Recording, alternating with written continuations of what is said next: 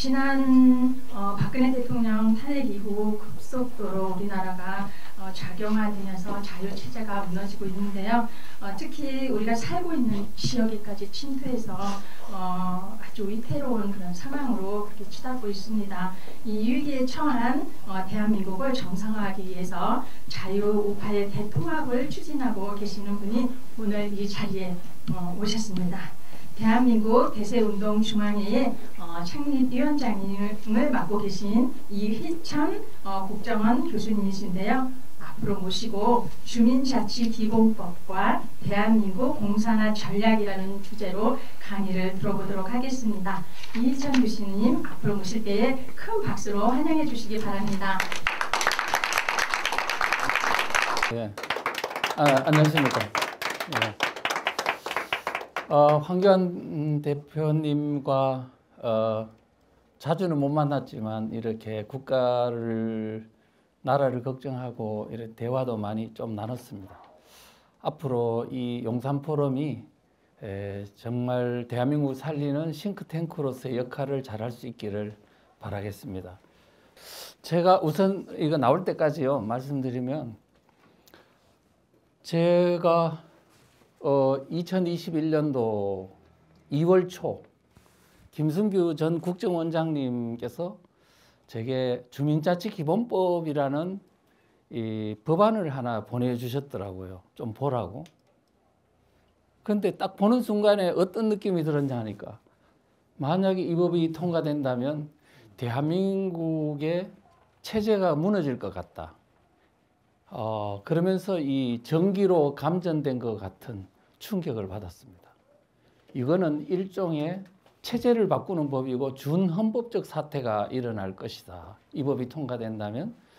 그런 생각을 하면서 이제 그때 얼마나 급했던지 그때 이제 변호사라든가 헌법재판관 출신들 이런 분들 뭐 한 50여 명을 놓고 제가 강의를 하면서 했더니 그 분들이 사실이다. 이렇게 그분도 놀랐습니다. 그래가지고 제가 8일 만에 180페이지짜리 책을 썼어요. 주민자치기본법 공산의 길목, 이 책입니다. 180페이지짜리를 8일 만에 썼으니까 얼마나 급하게 썼겠어요. 여러 가지 부실한 면이 있었습니다만은 그걸 통해서 그리고 국민들한테 강의를 하면서 이제 마을이 지금 적화되고 있다는 사실을 국민들한테 알리게 됐고, 이제 이게 상당히 이슈가 되면서 이제 국민들을 깨우게 됐던 거죠. 그래서 지금 이 내용들을, 지금 이 법은 일단 그때 저지됐습니다. 저지됐지만 이 법을 왜 보느냐 하면, 그들이 대한민국을 어떤 나라로 만들려고 하는지는 그 법안에 정말 자세히 잘 되어 있습니다. 그래서 이 법을 보면 앞으로 그들이 꿈꾸는 나라가 어떤 나라인지를 잘 알 수 있기 때문에 이 법은 아직도 폐기되지 않고 살아있다. 이렇게 보시는 게 맞을 것 같습니다. 지금 이 법을 보기 전에 우선은 이 법이 그냥 불쑥 나왔나? 아닙니다. 오래전부터 준비가 됐었다. 그래서 언제부터냐 하면은 2000년도 김대중 정부 때 이제부터 귀촌귀농운동이라는 게 일어났습니다. 그래서 김대중 정부를 거쳐 노무현 정부를 거치면서 훨씬 더 빠른 속도로 귀촌귀농운동이 확산됐어요. 제가 한 2009년도쯤인가 강원도에 이제 어떤 군부대 강의를 갔었는데 그 기무부대장이 그러더라고요. 혹시 교수님 귀촌귀농운동 아세요? 그러더라고요. 그래, 잘 모르겠는데요. 그랬더니 그 사이트 한번 들어가 보세요. 좌파들이 거기에 막 그냥 난리라는 거예요. 이 사람들이 귀촌귀농운동을 해서 강원도 지역의 마을에 들어가서는 거기에 진지를 틀고 뭐 경제공동체, 마을학교니 또는 경제공동체, 뭐 협동조합이니 사회적 기업이니 이런 어떤 명분으로 시골로 들어가서 세력을 넓힌 후에 이장직을 장악했어. 또 이 사람들끼리 또 네트워크를 구축해서 세력을 넓히고 또 그들이 서로 밀어주기 해서 지방의원이 되고 이렇게 해나가고 있다고 이야기를 하더라고요. 그래서 이 사태가 심각하구나 이렇게 해서 쭉 이제 관찰을 하게 됐습니다. 그런데 이제 관찰을 하면서 보니까 이 사람들은 이제 2003년도 4년도 그즈음 노무현 때 아닙니까? 베네수엘라에 있는 지방자치회 모델을 연구하면서 전문가들이 한국에 와가지고 지금 베네수엘라가 마을을 장악해서 어떻게 이 좌파의 세상을 만들고 있는지 차베스의 통치 모델을 벤치마킹하기 위해서 많이 연구를 하고 있다는 것을 알게 됐습니다. 어쨌든 그런 외국 모델도 연구를 하지만 국내에서 또 모델이 하나 만들어졌습니다. 마포에 있는 성미산 마을이라고, 마포에 가면은 이제 성미산 마을이라고 있는데 합정동, 연남동, 뭐 그다음에 서교동, 망원동, 창전동인가 이런 지역에 어떤 그 개발되지 않는 그 마을이 있는데 거기를 근거지로 해서 좌파들이 몰려가지고 하나의 생태계를 형성한 곳입니다.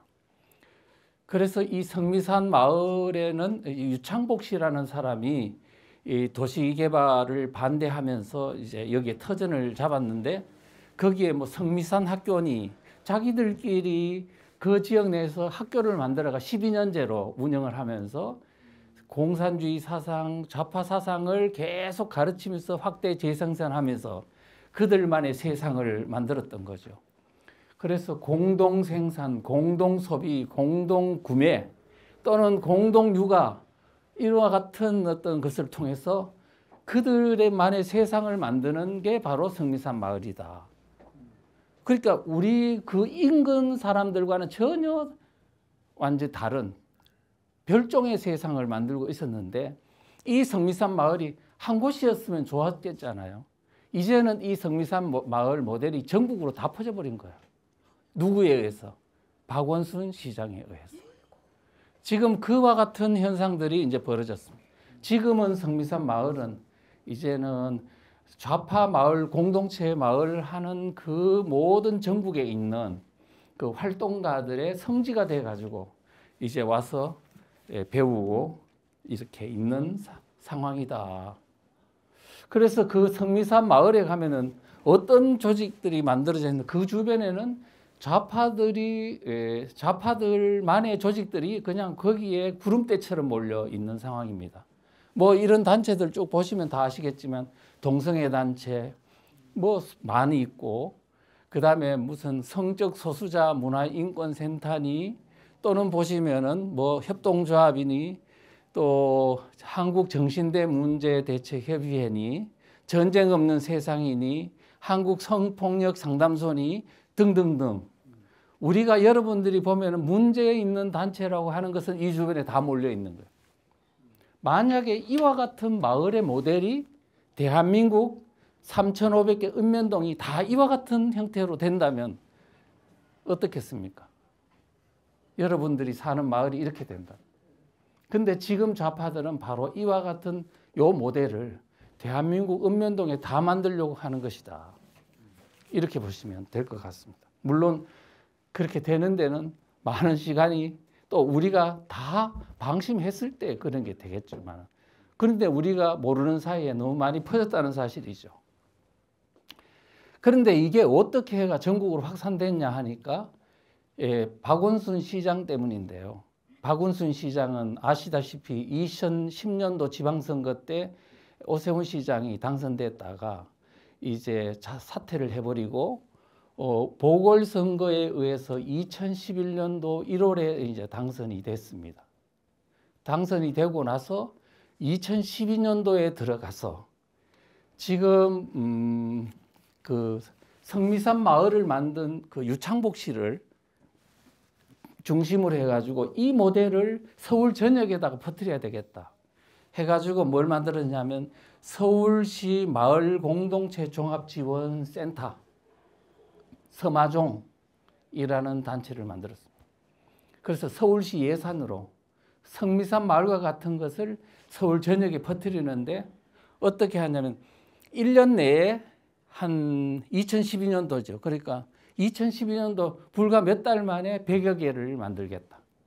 그리고 5년 내에는 1000개의 성미산 마을 같은 좌파 마을 공동체를 만들겠다 했는데 실제 다 만들었어요. 그랬더니 서울에서 그 정도 마을 공동체가 막 만들어지니까 그게 좋은 줄 알고 그때 남경필이라고 국민의힘당 말하자면 한나라당 국회의원이 도지사 있었던 경기도지사에서 또 뭐 따봉마을이니 하는 걸 또 만들어 가지고 또 퍼뜨리고 뭔지를 모르니까 서울시를 따라 가지고 모든 전국적으로 이와 같은 공동체 마을이 만들어지기 시작했습니다. 그러니까 그때가 언제냐면 2011년도 12년도 그 사이니까 여러분들 그때를 가만히 생각해 보세요. 우리가 모르는 사이에 엄청나게 이 마을이 이상하게 변해가는 현상들을 아마 느꼈을 겁니다.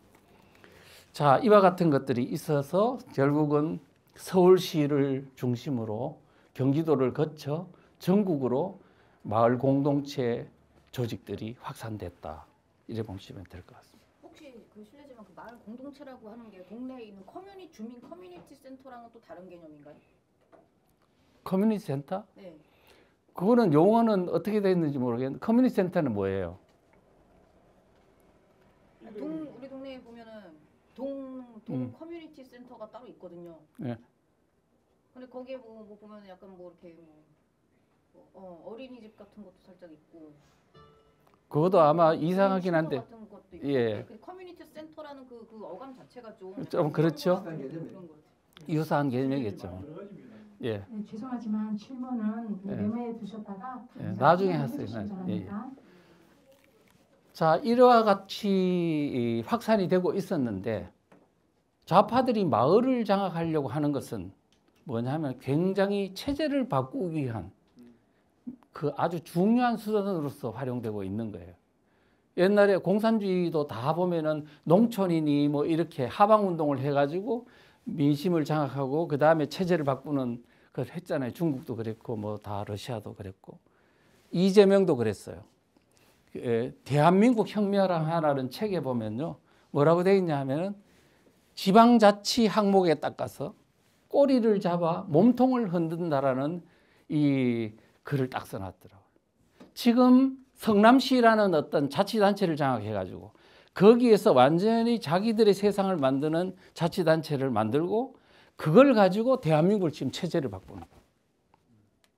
지금 이 사람들의 생각입니다. 그래서 우리가 여러분들이 지방분권이니 주민자치니 그 다음에 지방자치니 하는 것들이 이거는 주민들의 어떤 직접민주주의 내지는 주민들을 위한 아주 풀뿌리 민주주의를 하기 위한 것이구나 라고 생각하면 오산인 거예요. 원래는 그런 건데 이들은 뭐냐면 그와 같은 어떤 자치 형태를 가지고 실제는 장악해가지고 대한민국을 체제를 바꾸려고 하는 수단으로 쓴다는 것을 우리가 명심해야 된다 하는 것입니다. 그 다음에 그러고 지금 이 이재명의 책은 언제 나왔냐 하면 박근혜 대통령이 탄핵된 그 시점 2017년도 1월 달에 나왔어요. 그러니까 3월 달에 탄핵이 됐고 5월 달에는 문재인 대통령이 당선됐죠. 지금 그 문재인 대통령은 당선되자마자 제일 먼저 했던 게 저는 딱 보니까 바로 이쪽으로 가는 거예요. 지방을 장악하겠다. 지금 뭐냐면 체제를 바꾸는데 지방보다 더 중요한 것은 없다는 것을 다 아는 거죠. 그 사람들은. 우리는 몰라도 그 사람들은 다 알아요. 그래서 문재인 대통령이 당선되자마자 딱 한 달 뒤에 전국 지방자치단체장들을 불러놓고 뭐라고 말했냐면 내가 그때 그 이야기를 듣고 깜짝 놀라서 소름이 돋았어요. 그 6월 14일이니까 이제 대통령 당선된 후에 불과 한 달 만에 전국 시도지사 간담회에서 뭐라고 말했냐면 연방제 버금가는 지방 분권을 이루겠다고 말했어요. 그런데 그때 당시에 거기 앉아있던 모든 자치단체장들이 이게 말하는 바가 무엇인지를 염두에 안 두는 것 같더라고요. 나는 이게 지방자치, 지방분권을 가지고 대한민국의 체제를 바꾸고 이제 연방제 통일로 가려는 도구로 쓰려고 하는구나. 이제 체제를 바꾸는 어떤 엔진을 지금 틀고 있구나 하는 것을 느꼈습니다. 자, 그랬는데요. 바로 여러분 잘 아시는 2018년도, 그러니까 이때 지금 대통령이 이 말을 하고 2017년도죠. 2018년도 2월 같으면 평창 올림픽이 있었던 데 아닙니까? 불과 몇 달 만에 지금 이 지방분권 정책을 하려고 가속적으로 노력을 한 후에 2018년도 3월 달에 더불어민주당에서 헌법을 바꾸기 위한 개정안, 헌법 개정안을 발의를 했잖아요. 그때 이제 내용을 딱 보니까 정말 저는 서스라치게 놀랐습니다. 왜냐하면은 헌법 제1조에 지방분권을 딱 넣어놓은 거야. 헌법 1조라 하면 대한민국 헌법의 상징적 조항입니다. 대한민국은 민주공화국이다. 주권은 국민에게 있고 권력은 국민으로부터 나온다. 뭐 이런 거 아닙니까? 아주 자유민주주의 어떤 공화국의 근본적인 하나의 토대가 되는 내용을 거기다 담는 거거든요. 그런데 거기에 3조를 추가를 해놨어요. 뭐라고 했냐면 대한민국은 지방분권 국가를 지향한다. 지방분권? 이거는 원래 123조나 120몇 조에 들어가야 될 내용인데 지방행정에 관한 것이라면 120몇 조에 들어가야 되는 건데 1조에다 넣어놨다? 이거는 뭔가 이 지방분권이라는 걸 가지고 대한민국의 근본 뿌리를 흔들려고 하는구나 하는 것을 알았습니다. 자, 그리고 나서 나중에 쭉 보니까 제123조에는 이렇게 되어 있습니다. 법률이 정하지 않는 조례 제정도 가능하다. 법률이 정하지 않는 조례 제정이 가능하다? 원래 조례는 법률의 어떤 근거를 하거나 법률의 범위 내에서 해야 되는데 법률하고 관계없이 지멋대로 조례를 만들겠다. 그런데 지금 대한민국의 법률은 국회에서 통과되기 때문에 이게 어려울 수가 있잖아요. 그런데 자치단체는 뭐냐 하면은 이 한번 전라도 지역이나 또 잘하면은 곳곳에 이제 좌파들이 지방의회를 다수를 장악하고 단체장을 장악할 수 있으니 이걸 가지고 조례는 멋대로 그거는 그 지역에서는 바꿀 수가 있지 않을까요? 자, 그러면은 대한민국의 헌법은 근본적으로는 자유민주주의 체제가 유지되는데 지방자치단체별로 조례를 바꿔버리면 멋대로 바꿔버리면 거기는 사회주의 체제로 갈 수 있는 거 아닙니까? 우리가 지금 이렇게 되면은 어느 틈엔가 한 번은 서서히 선거에서 이기면 한 번 이기면 바꾸고 또 바뀌고 해서 나중에 결국은 보면은 위에는 자유민주주의 체제인데 대한민국의 하부는 이미 붉은색으로 다 넘어가 있는 거지. 우리가 이런 용어들을 하나 보는 순간에 야, 이거 간단한 문제 아니라는 걸 우리는 알아야 되는데 몰랐죠. 그 다음에 이제 요렇게 해놓고 자 2018년도 2월 달에 3월 달에 이제 헌법 초안이 나온과 동시에 바로 그때 3월 달에 대통령실 직속, 청와대 직속 자치분권위원회를 만들었어요. 자, 그 내용을 자치분권위원회라 하면 거기서요, 행안부 장관, 그 다음에 교육부 장관, 그 다음에 재경부 장관, 그 다음에 총리실 기획조정실장 등 수도 없는 장관급이 다 거기에 동참을 하고 그 다음에 차관급부터 해가 모든 말하자면은 이게 거의 국무회의까지는 아니어도 대한민국의 하부 조직을 바꿀 수 있는 모든 권력기관, 그 어떤 담당 기관들이 거기에 다 포진을 하고, 나아가서는 자치단체장들이 거기에 다 포진을 하고, 그렇게 하더라고. 그래서 내가 이제 그때 계속 거기에 들어가서 지금 뭘 하고 있는지 봤더니 지방 부분에 주민자치회 만드는 거, 교육공동체 만드는 거, 경제공동체 만드는 거, 자치경찰 하는 거 다 지금 집행을 하고 시도별로 막 순회 행사하고 막 이렇게 해서 지금 그거를 빠른 속도로 마을을 장악하기 위한 준비 작업을 하고 주도하는 것을 보았습니다. 그때쯤 2020년도 이제 2018년도에 그랬고 시작해서 2019년도, 2020년도 가니까 이제 곳곳에서 이제 국민들이 알 정도로 이제 막 드러나기 시작하더라고. 주민총회 만든다, 주민자치회 한다. 그리고 그 읍면동에서 활동할 수 있는 마을 활동가 양성교육을 수도 없이 모집해가지고 하더라고.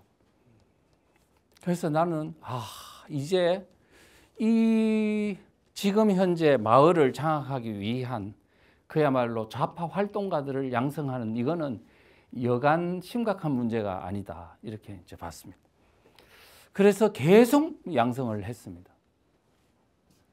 자, 1화 과정을 거친 후에 2021년도에 1월 29일, 8일 바로 김명배가 대표 발의한 주민자치 기본법안 이게 이제 탄생했다. 그렇게 볼 수 있습니다. 그래서 지금 이제 저는 이 법안을 보면서 한마디로 말하면 이 법이 통과됐으면요. 솔직히 말하면 2022년도 윤석열 대통령의 당선은 애초에 불가능한 겁니다. 왜 그러냐고요? 이미 마을이 읍면동에 있는 3,500개나 되는 읍면동이 좌파의 손아귀에 딱 장악당하면 얼마나 많은 돈을 주민들에게 뿌릴 수 있는 모든 근거들이 다 돼 있는데 그 다음에 우파들을 장악해가 목줄을 잡아 쓸 수 있는 모든 정보에 대한 것을 다 수집할 수 있도록 해놨는데 어떻게 해서 지금 그 대선에서 그 사람들이 이기지 않을 수가 있냐.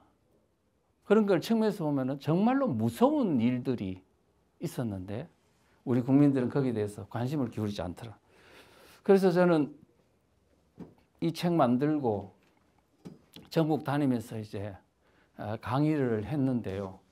많은 분들이 그러더라고요. 이 교수, 지금 국회의석을 180석이나 지금 차지하고 있는데 혼자서 지금 그 보따리 들고 책자 하나 만들어가지고 강의한다고 되겠냐 그러면서 웃더라고요. 그런 사람들이 이제 주변에서 있었습니다. 그런데 걱정해서 비난해서가 아니고 걱정해서 낙심스러운 상황인데 되겠냐. 그래서 저도 사실은 현실을 알잖아요. 내가 바보입니까? 안 되는 줄 알지만 그래서 나는 뭐냐. 내가 할 수 있는 역할만 한다. 결과는 우리 하나님한테 맡겨놓고 내가 할 수 있는 역할만 하겠다. 그리고 갔어요. 근데 사실은 많은 사람들이 주민자치라는 게 뭔지 알아요? 모르지. 그러니까 유튜브도 그냥 이름 없는 유튜버들 모아놓고 하고 또 지역에 다니면서 강의를 했더니 보통 모이는 사람 숫자가 10명, 또 20명, 많으면 30명 이 정도였어요. 또 호응해주는 데가 부산 쪽에서 좀 호응해주고 그 다음에 충남 쪽에서 많이 호응을 해주고요. 나머지는 충북, 수도권에서는 별로 이랬습니다. 이런 상황이 벌어졌는데 근데 제가 가서 볼 때는 기적들이 일어나더라고요. 2달 그 정도로 그렇게 호응이 미약한 상태에서 했음에도 불구하고 진실을 말하다 보니까 사람들이 깨치기 시작하는 거예요. 강의하면 그 듣는 사람들은 충격을 받는 겁니다. 우리 마을이 이 정도까지 됐나? 거기 앉아있는 정교조 교사들도 듣고 했는데 얼굴이 그냥 똥색이 되더라고요. 사실이니까. 그런 것들을 이제 느꼈고요. 그래서 시작한 지 한 2개월 되니까 유튜브에 있는 좌파 주민총회 연설하는 유튜브가 스톱이 되더니 한 달 뒤 3개월쯤 되니까 현수막 많았었죠. 주민총회한다, 주민자치한다 현수막 도로에 많았죠. 그게 뒷골목으로 빠지더라고요. 그래서 5개월쯤 지났을 때 그때 더불어민주당에서 이 법 통과시키면 안 되겠다라는 판단을 내리더라고요. 왜? 너무 위험해가지고 국민들이 막 깨어나니까 내년 대선에 위험하겠다 해서 불리하겠구나 해서 이제 이 법을 이제 내리는 걸로 그렇게 돼서 정상적인 건 아니지만 그렇게 해서 대선이 진행돼서 윤석열 대통령이 당선됐다. 그런 말씀할 수 있습니다. 자, 그러면 그 법 내용은 실제 지금은 내려져 있는 상황이지만 이들이 꿈꾸자 하는 나라가 어떤 나라인지는 절대로 뭐냐면 폐기되지 않았다. 그래서 이 법을 보면 이제 앞으로 여러분들이 지금 이 사람들이 나라를 어떻게 만들려고 하는가를 잘 알 수 있다. 그런 말씀을 드릴 수 있습니다. 그러면 그 내용을 한번 볼게요. 그 내용 안에 자유민주주의 체제를 파괴하는 장치를 삽입해 놓았다. 어떤 안보 아주 전문가인데 여러분들도 많이 아시는 분인데 뭐라 그러냐면은 내가 이 주민자치기본법 공산화의 길목이라는 책을 썼더니 그 사람이 그러는 거예요. 아니 공산화라 하는 말은 민주적 중앙집중제라고 이렇게 집권 전체주의 시스템으로 되어 있는 건데 지금 이 법을 아무리 봐도 지방 분권이고 좌파가 마을을 장악하는 정도는 몰라도 공산화라는 말은 너무 심하지 않느냐. 이 사람이 공산주의에 대해서 잘 모르고 지금 하는 소리 같다. 이렇게 말을 했어요. 그래서 상처 받았을까요? 안 받았을까요? 그렇지만 저는 그거를 싸울 필요가 없다. 국민들한테 알려주는 것이 싸움에서 승리하는 길이라 해서 그냥 이야기를 했습니다. 그 내용을 이제 쭉 하나 보면은 주민자치기본법 5조 제3항에 보면 이렇습니다. 주민과 주민자치회는 노동, 인권, 환경, 복지 등 관계법령에서 규정한 사회적 책임사항을 준수해야 된다. 이 말인즉슨 지금 노동, 인권, 환경, 복지라는 건 네오마르크시즘, 변종공산주의이잖아요. 지금 그런 법들이 지금 어마어마하게 많이 지금 바뀌어가지고 이미 시행되고 있습니다. 또 조례도 그렇게 바뀐 조례들이 많아요. 근데 이거를 어떻게 하라고요? 마을에 읍면동에 있는 주민과 주민자치회는 이 모든 좌파적인 법률을 어떻게 해요? 그거를 다 준수하라고. 지금 이 법은 그냥 단순하게 지방자치에 관한 것만 규정하는 게 아니고 지금까지 대한민국에 있는 모든 좌파적인 법률을 이 마을에 다 적용하는 근거법이 되는 거예요.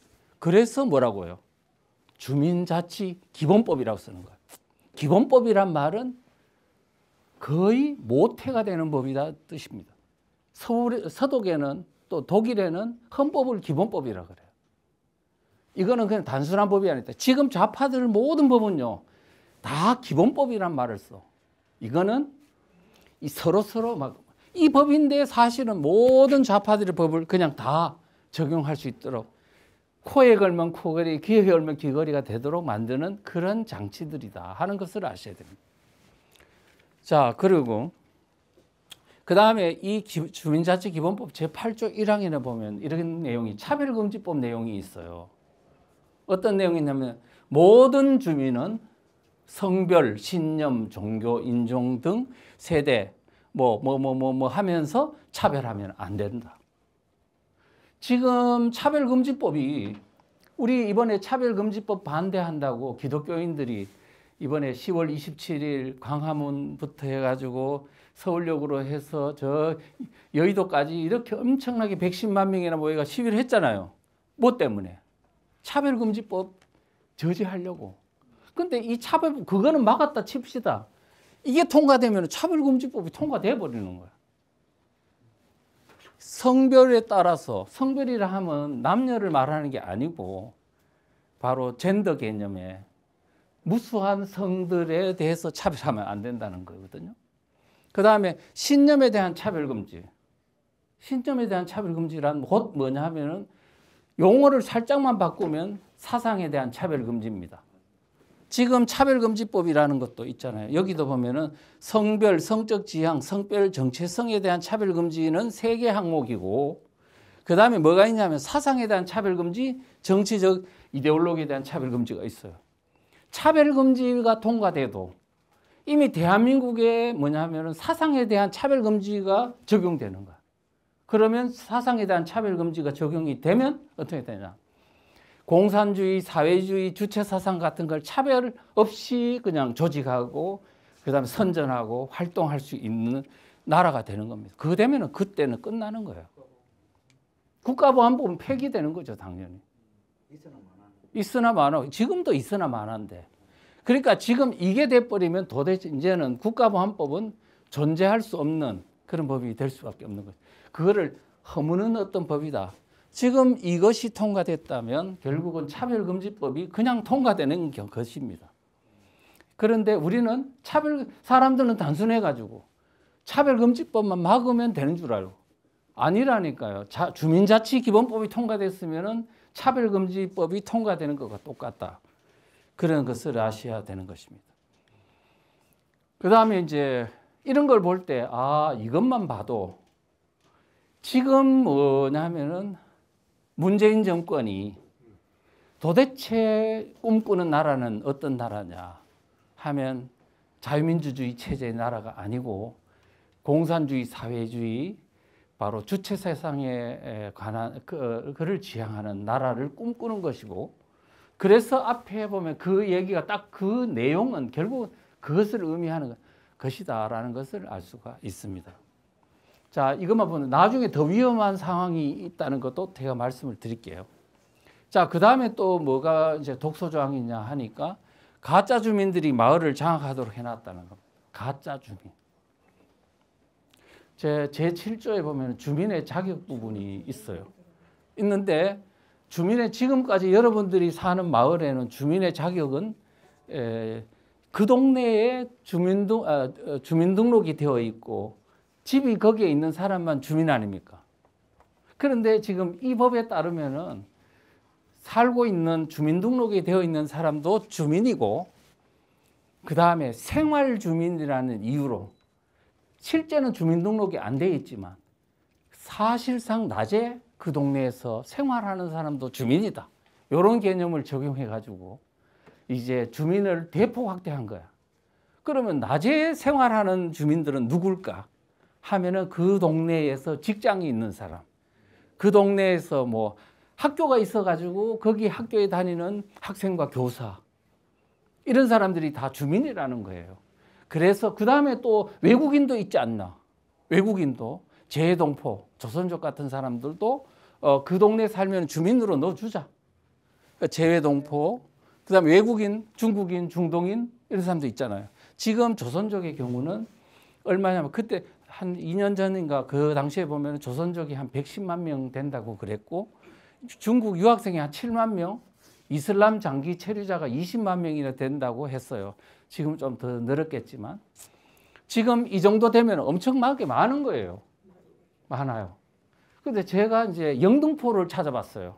영등포가 중국인 조선족이 많은데 얼마나 되냐 봤더니 한 동수가 한 18개쯤 되는데 그 평균적으로 동네에 있는 사람 중국인 조선족까지 포함해서 숫자가 얼마냐 하니까 1,500명 정도 돼요.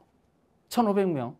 그럼 한 동에 있는 주민 숫자가 얼마냐 하니까 3만 명이에요. 3만 명. 보통 이 동수가 주민이 3만 명인데 그런데 주민총회를 하게 되면 그 주민 총수의 100분의 1, 100분의 2만 참석하면 총회가 의결이 되는 거야. 그러면 3만 명 있으면 몇 명 의결로 이게 결정이 나는 거야. 100분의 1이면 300명이죠. 300명인데 지금 중국 조선족하고 중국인 숫자가 얼마라고요? 그 동네 1,500명. 그럼 중국인들이 뭐야? 그러면은 바로 멋대로 통과시킬 수 있는 숫자인 거예요. 우리가 지금 현재 대한민국이 지금 중국 조선족이 국적이 있어요, 없어요? 아니, 주권이 있어요, 대한민국에? 없죠. 없는데 어떻게 해서 대한민국의 가장 말단에 있는 자치단체에 어떤 단체에 그 행정의 중요한 결정을 주권이 없는 중국인 조선족이 그 집단적으로 결의를 해버리면 통과된다면 이건 대한민국입니까 아닙니까? 지금 이와 같은 사태가 주민자치기본법 안에 이런 것들이 있었는데 여기에 대해서 관심이 없었던 거죠. 그 다음에 기관 사업체에 근무하는 사람? 그러면 그 동네에 있는 예를 들어 삼성전자, 그 다음에 현대자동차, 또 뭐 무슨 등등등. 그러면서 현대자동차 수리소. 그런데 거기에 있는 직원들이 민노총 소속이거든요. 그러면 그 단체 대기업이든 중소기업이든 아니면 뭐 협동조합 사회적 기업이니 마을 기업이든 뭐든 다 그게 뭐냐면 법적으로 사단법인 재단법인 뭐 기업이 아니어도 그냥 조직의 구성만 돼 있으면은 뭐냐면 주민이 생활 주민이라 그래가지고 이걸 부여해 버리는 거예요. 그러니까 기관이라면 공공기관, 민간기관 포함하고 그 다음에 사업체라 그러면은 뭐 이런저런 사업체들을 포함하면 그 사업체에 근무하는 사람들이 다 생활 주민을 해서 주민의 자격을 부여한다. 이제 이래 되면 골치 아프죠. 왜 골치 아프냐? 민노총이 이제 민노총 소속이 지금 현재 얼마냐면 박근혜 때는 한 50만 명 약간 넘었는데 지금은 얼마 120만 명이 넘어요. 그리고 민노총 지금 위원장이 누구라고요? 양경수 경기동부연합 이석기 그룹이라고요. 그 사람이 민노총을 장악하고 있는데 그 민노총이 120만 명이 전부 다 어디 있냐 하면 다 대한민국의 어디엔가 3,500개 읍면동에 다 공장이 있단 말이에요. 건설 회사도 있고 뭐 다 있으니까. 자, 이렇게 되면 지금까지 민노총은 16개 산별노조라고 해서 기능별로 16개가 있고 지역별로는 시도 조직, 시군 조직 있고 그냥 거기서 끝났단 말이에요. 근데 지금 주민자치회가 만들어지면서 읍면동의 어떤 이런 식으로 해가지고 어떤 권한을 갖게 될 경우에는 민노총이 이제는 뭐 바야흐로 민노총이 바야흐로 마을 읍면동의 조직이 이제 바야흐로 만들어지는 거예요.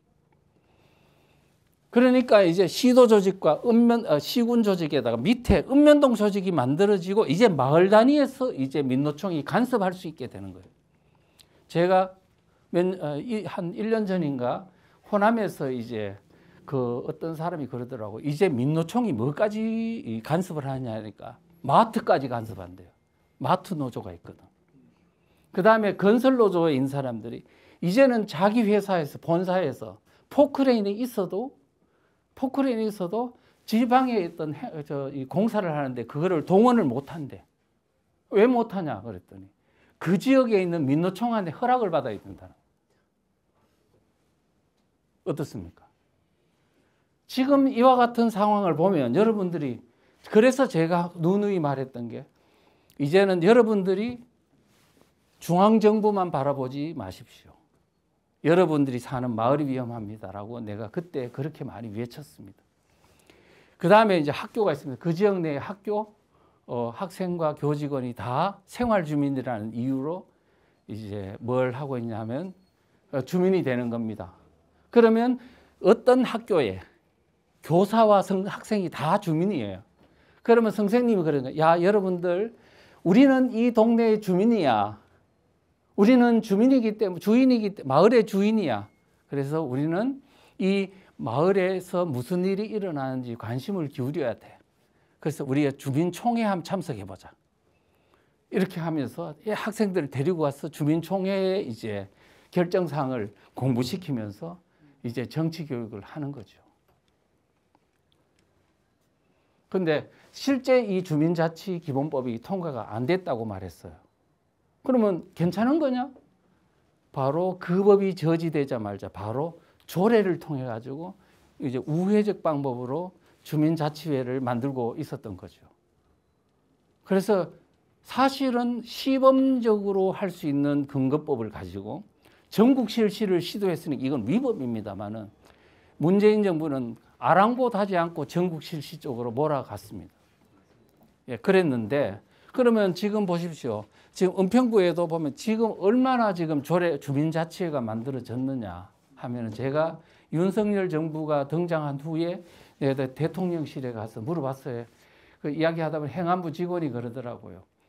3,500개 읍면동 중에 1,244개가 주민자치회가 만들어져 있다고. 많이 만들어진 거죠.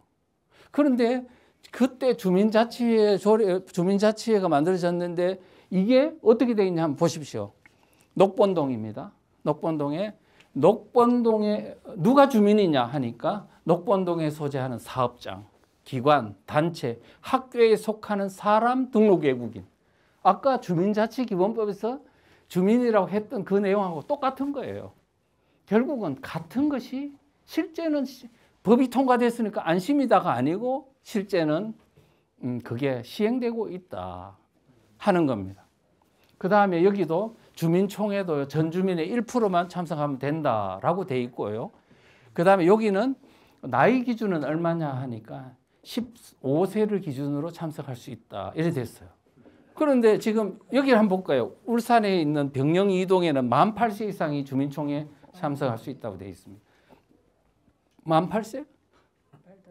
말도 안 되죠. 그러면 만 8세면 몇 학년이에요? 초등학교 2학년. 초등학교 1학년, 2학년이 주민총회에 가서 이거 결정할 수 있는 인지 능력이 됩니까? 안 되죠. 그러면 좋아요. 이 주민총회 때 어떤 결의를 하는지 보자고요. 혹시 주민세 균등분 환원 사업 결정. 여러분 혹시 주민세 균등분 환원 사업이라는 개념을 아시는 분? 몰라요. 좀 없죠. 이거를 결정한다. 이런 거를. 말 안 되죠. 그러면 도대체 얘가 이 초등학교 2학년짜리가 이 주민총회에 참석하고 어떤 걸 결정권을 행사할 수 있도록 투표권을 행사할 수 있도록 하는 건 누구냐? 교사들이겠죠. 뭐. 그러니까 지금 이제 그들이 원하는 세상, 지금은 아직 안 오던데? 그때 하려고 하다가 지금 실패한 거지. 잠재되어 있는 거죠. 위험성은. 이재명 체제가 등장한다면 이제 그런 일이 우리 눈앞에서 펼쳐질 뻔했는데 이제 그게 안 됨으로 인해 지금은 딱 발톱을 감춘 상황이라 그걸 가지고 이야기하면 안 된다는 거예요. 예. 일부에서 시행되면 예, 그렇습니다. 그 다음에 이제 이 주민총회가요, 주민자치회하고 이게 떨어져 있는 거야. 아니, 원래는 회라는 거는요, 안에 들어가 있어야 돼요. 주민총회가 주민자치회 안에 있어야 되는데 이게 떨어뜨려 놓고 주민총회를 해놓고 그 다음에 그 주민총회에 참석하는 게 다 뭐예요? 사회직계업, 협동조합, 동성애단체, 학교, 노조 이런 단체들이 다 동원부대가 가서 결정을 하고 그 다음 마치 민주주의인 것처럼 하면서 실상은 누가 하느냐면 이 사람들, 당신들은 결정만 해. 우리 시킨 대로 결정만 해. 우리가 모두 우리가 은밀히 다 마을을 지배할 거야. 그러니까 이거는 절대 이 안에 있는 거는 외부로 밖에 발설하면 안 돼. 그러니까 안에서 사무국장이 요런 위원들과 다 함께 실제 마을을 통치하는 겁니다. 하고 주민총회는 밖에서 쓸만한 거 주민들한테 인심 쓰고 이미지를 좋게 하는 것만 의결하는 거지. 뭐 환경 미화를 한다. 아니면 노인들한테 복지한다. 이것만 의견해놓고 마치 포장용으로 하고 실제 중요한 사항은 어디서 한다? 주민자치회에서 한다. 이제 이해 가십니까? 자, 그 다음에 이제 주민자치회가 또 무슨 문제가 있냐 하니까 국가기관과 자치단체에 대한 주민에 대한 신상정보 요구권이 있어요. 그래서 제10조 16항에 보면 주민자치회는 관계중앙기관의 장, 그러니까 말하자면은 법무부 장관, 경찰청장, 뭐 관세청장 등등등 밑에 산하기관까지 말하자면은 경찰청장만 그런 게 아니고 지방경찰청장, 그다음 경찰서장, 파출소장까지도 모든 행정기관, 그다음에 교육기관을 포함합니다. 교육관 포함해서 그 기관한테 뭐를 요구할 수 있냐? 이 소속된 주민에 대한 정보를 요구할 수 있다. 내놓으라 그러면 다 줘야 돼요. 그런데 그 밑에 참 무시무시한 게 있어요. 요청을 받은 자는 이에 따라야 한다. 아니 주민자치회장이 그 주민에 대해서 법무부 장관 보고 경찰청장 보고 그다음에 외교부 장관 보고 또는 뭐 경찰서 그다음에 국세청장 관세청장 보고 이 사람에 대한 정보 내놓고 그러면 다 줘야 되는 거야. 그래서 구상진 변호사라고 우리 헌변 대표회장이 했던 그분이 그러더라고. 이거 딱 이야기하니까 이거는 현행법상 대통령이나 국회의원도 못 갖는 무소불위의 권한이다. 그걸 누구한테 줬다고? 주민자치회장한테 줬다. 그러니 뭐 이 정도 되면은요 완전히 그냥 그 소속된 주민들은 이제는 올가미 안에 든 쥐야. 그런데 그때 그렇게 해서 얻은 정보를 어디서 나는 관리할 거냐 나 그게 궁금했거든요. 근데 그 법에는 없어. 그 법에는 없어요. 그래서 항상 좌파들의 법은요 그 법만 보면 안 돼. 그 법과 떨어져 있는 다른 연관법들 속에서 전체를 봐야 모자이크 된 것을 실체를 알 수가 있다. 그래서 지금 진선미 의원이 발의한 마을공동체 기본법안 거기에도 보면 행안부 장관이 마을공동체 종합정보지원 시스템 구축을 운영하도록 이렇게 해놨습니다. 그 다음에 서영교 의원이 발의한 마을공동체 및 지역사회 혁신 활성화 기본법안 안에 딱 보면은 행안부 장관이 종합정보 시스템을 구축 운영하도록 되어 있습니다. 그러니까 3,500개 읍면동물로 수집된 이 주민에 대한 정보를 어디서 지금 통합 관리한다고요? 행안부 장관에 있는 거기에 메인 어떤 주민들을 이 수집된 정보를 통합 관리하는 어떤 민간 정보기구가 만들어지는 거지. 옛날에는 국정원에서 뭐 혹시 민간 사찰한다 그러는데 이제는요 행안부에서 아예 주민들을 모두 일거수일투족을 다 정보를 수집해가지고 딱 관리하는 거야. 이제는 뭐냐면 신원사항에 보안도 없어. 그럴 수 있어요. 자, 그래 놓고 거기다가 경찰에 있는 지금 전국으로 퍼져 있는 골목마다 있는 CCTV 있잖아요. CCTV에다가 그거다가 안면 인식 기술을 탑재하면 이 정보망하고 어떻게 돼요? 경찰청장이 지금 어디 있어요? 소속이. 행안부 소속 아닙니까? 그러면 행안부가 지금 대한민국의 국민들의 모든 것을 완전 목줄을 딱 잡고 꼼짝마 너 지금 부동산이 얼마지 어디 있지 이런 거 다 탈탈탈 털어가지고요 완전히 이렇게 됩니다. 지금 우리가 자유민주주의를 아무리 이야기해도요 마을 단위에서 이와 같은 지금 목줄을 잡으려고 하는 검은 손이 우리 지금 주변에서 목을 지향하고 있는데도 지금 아무 일이 없는 것처럼 태평성대로 살면 되겠습니까? 안 되겠습니까?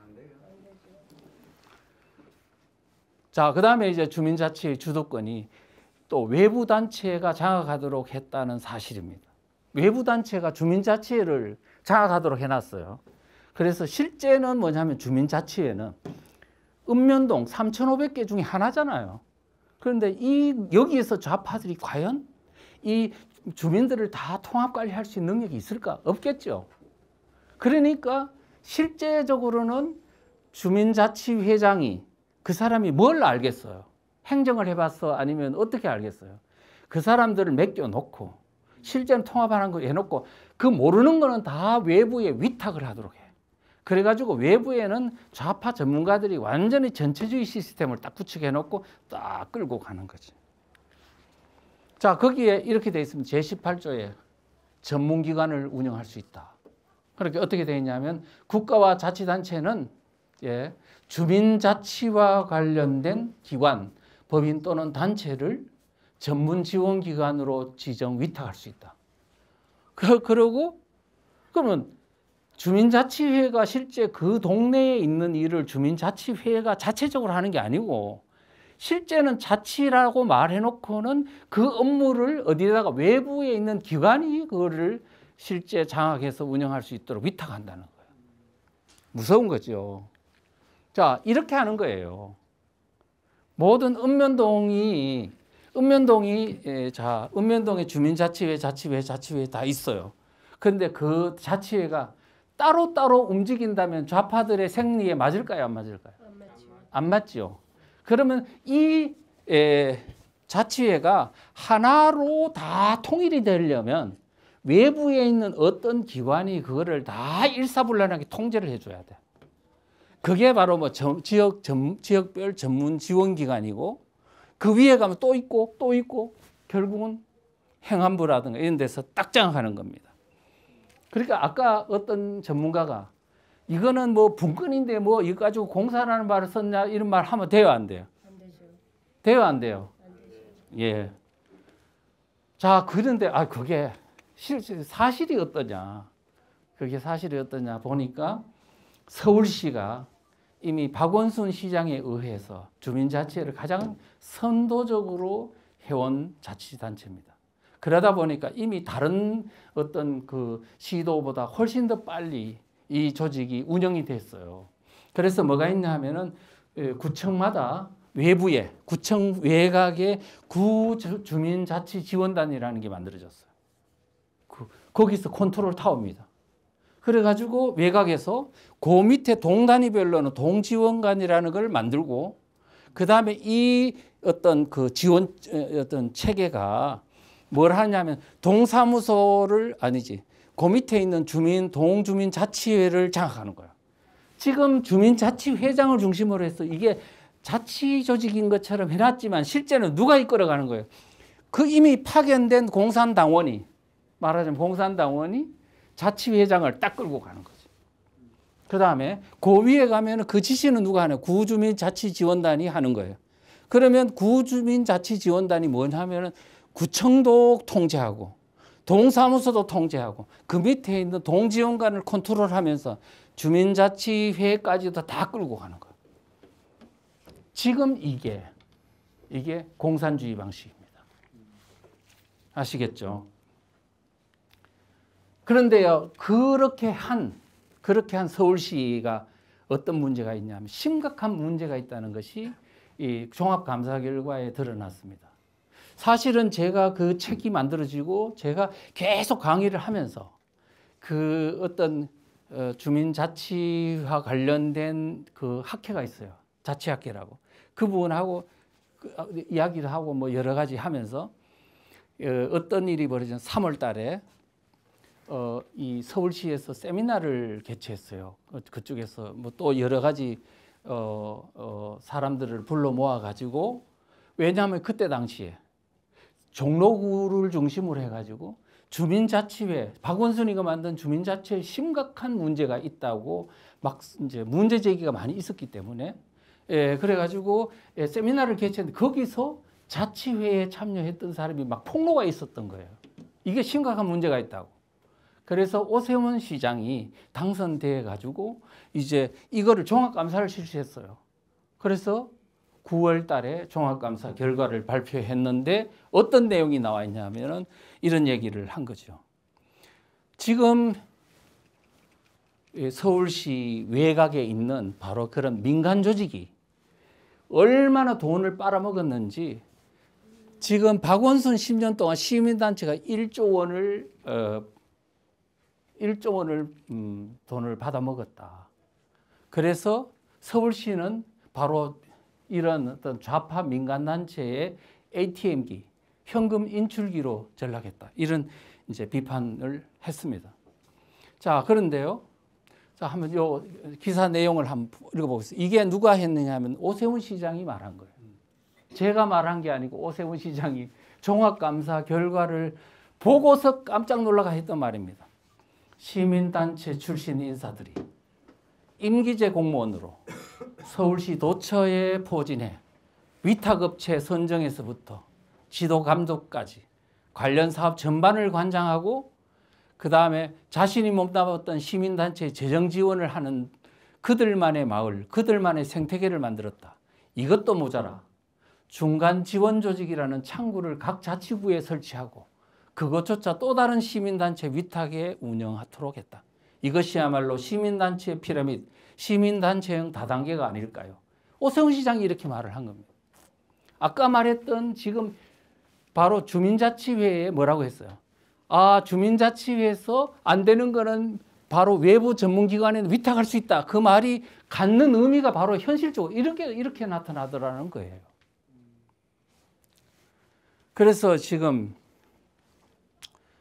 우리가 이제 이런 걸 보면, 이야, 이게 무시무시한 거구나. 우리가 법안 하나를 볼 때, 법안 하나에 있는 문구 하나도 그냥 여사로 넘기면 안 되는 거예요. 바로 그 단어가 의미하는 바는 또 그 배후에 무엇과 연결되는지 정확하게 다 지금 지도를 봐야 바로 그들의 실체를 알 수 있다. 그래서 어설프게 있잖아요. 용어 하나 안답시고 자치행정에 대해서 자치단체 자치행정을 안다고 그렇게 큰 소리 치면 절대로 안 된다. 그들의 그 의도하는 바와 그 다음에 그들이 쓰는 용어, 그들이 쓰는 지향하는 어떤 행태, 그것을 알지 않으면 절대로 그들의 실상을 알 수 없다. 그래서 그렇게 말할 수가 있습니다. 그 다음에 읍면동 기업과 자영업자들의 피해가 너무 크다는 건데요. 자, 13조에 보면 주민자치회가요, 권력기관이에요. 읍면동에서 지금 동장보다 더 큰 권력을 행사하는 게 주민자치회장인데 그 사람들이 뭘 할 수 있냐? 사업할 수 있도록 해놨어요. 사업. 근데 그냥 문방구를 하나? 아니고 주택사업도 할 수 있고 그 다음에 주차장도 만들 수 있고 아마도 무슨 거대한 마트도 할 수 있을 겁니다. 자, 그런데 이 수입 사업을 함에 있어서 뭘 할 수 있냐면 국유재산과 군유재산이나 시유지 같은 것들을 그냥 사용하거나 아니면은 헐값에 이거를 불화를 받아다가 구입해가 쓸 수도 있도록 이거는 땅 짓고 헤엄치기 사업을 하겠다는 겁니다. 국가와 자치단체는 국유재산이 필요하다고 인정되면 주민자치 우선매각 무상으로 대여 사용케 할 수 있다. 야, 앞으로 이제 국가 소유재산, 시유지, 군유지 같은 것도 자치단체, 우리가 지금 일 쓰자. 그러면 그냥 써야 되는 거야. 그런데 그걸 가지고 뭐 할 수 있다고? 사업할 수 있다고. 여러분, 권력기관이 뭐냐면 사업을 하면 안 돼요. 맞아요. 사업하면 민간이 다 죽어버려. 제가 그런 거를 겪은 바가 있습니다. 어릴 때 보면은 우리 아버지가 정미소를 했는데 농협에서 정미소를 만든 거야. 그러니까 우리 동네에서 원래 우리가 공장 정미소를 했는데 농협에서 우리 정미소가 잘 되니까 농협에서 우리도 정미소 하자 이렇게 된 거야. 그래서 정미소 만들었네. 그런데 농협의 방간에 모든 동네 주민들이 우리 아는 친척까지도 농협 방간에 가는 거야. 이유는 잘못 보였다가 비료 안 줄까 봐. 그래서 비료 주는 권한도 그게 여사의 권한이 아닌데 그래서 민간 업체는 죽는다는 걸 그때 알았어요. 그런데 지금 이거는 그 정도도 아니잖아요. 뭡니까? 부동산이니 뭐니 모든 걸 다 할 수 있는데 이 무소불위의 권한을 가진 주민자치회장한테 밑보이려고 민간단체에서 경쟁되는 민간단체는 그냥 다 죽는 거예요. 그래서 어쩌면 공공농장을 한다든가 리모델링 사업 한다든가 공공주차장 한다, 힐링센터 수련원 한다, 공공마켓을 한다, 공공부동산 중개소를 한다, 농수산물 시장을 개설한다, 나아가서는 부동산 업체 건축을 한다, 금융업을 한다. 바로 그게 뭐라고요? 사회주의 국가죠. 민간이 다 죽이게 되면. 지금 밑바닥에서 그리 돼버리면 대한민국은 그전 끝장나는 거라고. 예. 그 다음에 주민자치회가 엄청난 좌파들이 재정적인 권한을 보유하도록 해놨어요. 지금 이게 이렇게 되면 심각한데요. 앞으로 이거는 영구집권이 가능하게 이 돈을 가지고 주민들 유권자를 장악해서 이제 베네수엘라처럼 이제는 완전히 아무리 나라가 망해도 좌파 마을에 있는 좌파한테 밑보이려면 자기가 죽는 길이니까 이제는 투표는 그들을 던질 수밖에 없는 구조로 만드는 게 바로 이겁니다. 생사 여탈권이 바로 그들한테 있기 때문이죠. 자, 그래서 이게 주민자치회 제정에 보면은 특별회계 운영도 가능하고 기부금도 받을 수 있다고 해놨어요. 아니 이 정도 권력을 가진데 기부금 받을 수 있으면 전부 다 얼마나 기부금 많이 내겠어요. 우리 애국단체 하는데 돈 있는 사람이 기부금 내든가요, 안 내든가요? 안 내죠. 그런데 여기가 만약 기부금 받으면 막 자기 재산 반도 투입할지도 몰라. 왜? 살아야 되니까. 이런 것들도 있다는 거 말씀드리고, 그 다음에 특별회계 예산 중에 이런 게 있더라고요. 저도 몰랐는데 국가균형발전 예산이라는 게 있는데 175조래요. 175조. 그 중에서 30%를 마을기금으로 주어야 한다고 어떤 시민단체 관계자가 인터뷰하면서 이런 말을 하더라고요. 그런데 제주도에 있는 이 마을 공동체 하는 교수 한 사람이 이렇게 하기도 국가균형발전 예산 175조 전액을 마을기금으로 줘가지고 운영하도록 해서 그 수익금을 주민들의 n분의 1로 나눠줘야 된다. 그러면 그 돈을 가지고 어마어마한 기금을 가지고 돈을 퍼주면 주민들이 좋아할까요, 안 좋아할까요? 영혼이 뺏길까요, 안 뺏길까요? 예. 그러면 선거는 끝나는 거죠. 자, 그 다음에 지금 아까도 내가 그랬죠. 이 자치분권, 주민자치. 겉으로 보면은 아주 분권적이고 주민들을 위한 마을 민주주의라고 이야기하지만 또 직접 민주주의라고 포장이 되지만 결론적으로는 그것은 주민들을 바로 가까이 근거리에서 감시 통제하고 그 다음에 그 뒤에 숨은 흑막 속에서는 바로 집권적인 전체주의 체제에 운영하기 위한 정말 그런 묘수다. 그래서 제가 주민자치기본법이 공산화의 길목이라고 말한 이유는 바로 그런 것이다라고 말씀드릴 수 있습니다. 그래서 지금 주민자치에만 있는 게 아닙니다. 뭐가 있어요? 마을 교육 공동체도 있고 마을 경제 공동체, 사회적 기업, 협동조합 같은 것도 있고 그 다음에 자치경찰제. 이것도 제가 시간이 없어서 설명 못하지만은 자치경찰제도 경찰을 통해 가지고 지금 장악하는 좌파들이 장악하는 시스템으로 되어 있습니다.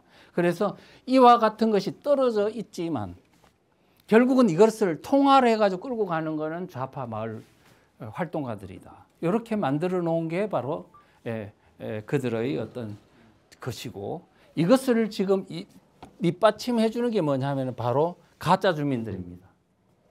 민노총, 정교조, 그 다음에 좌파 마을 활동가들이 딱 거기서 일사불란하게 마을에서 뒷받침해 주면서 그들과 함께 뭐냐면은 이 경제 공동체, 사회 공동체, 교육 공동체를 이끌어 간다. 하나로의 뭉태기로 이끌어 간다. 이렇게 볼 수 있습니다. 그런데 아까 그랬잖아요. 그게 그렇게 그것도 동별로 이렇게 하나로 뭉치는 것은 알겠는데 이 뭉친 3,500개가 되는데 이거를 어떻게 하나로 통합해 나가는 거냐. 그런데 주민자치기본법 안에는 안 보이지만 이렇게 분열된 것은 하나로 묶는 또 다른 법안들이 발의됐다는 사실이죠. 그게 바로 이해식 의원이 발의한 마을공동체 활성화 기본법안, 진선미 의원이 발의한, 서영교 의원이 발의한 이 법안 안에 바로 이게 들어가 있다. 자, 마을 단위에 보면은 읍면동 조직이 있어요. 그죠? 그리고 이 읍면동 조직이 그 자치단체장, 시도 광역단체장들이 이 하나하나 읍면동 조직을 장악하도록 하고 또 행안부 산하에서 이거를 전국적으로 컨트롤할 수 있도록 이렇게 지금 법안이 발의가 되어 있습니다. 그래서 우리가 그 주민자치기본법 보면 안 되고 그 외곽에 있는 바로 이것을 어떻게 하나로 전체주의로 끌고 갈 것인지를 이렇게 만들어 놓고 있다는 사실을 명심을 해두고요. 이것도 아직 통과는 안 됐습니다만은 지금 이렇게 하고 있다는 사실을 아셔야 됩니다. 자, 지금 아까 그랬죠. 다시 이야기하면 진짜 주민이 행정복지센터, 시군구, 시도, 행안부 지금 우리가 했던 방식인데 그 좌파 단체들은 그 옆에 가짜 주민, 주민자치회, 지원관, 전문지원 쭉 해가지고 이제 전국적인 컨트롤을 해나가면서 실제 행정 조직망을 하나로 쫙 끌고 가는 외곽의 조직들을 체계적으로 만들어 놓고 있다.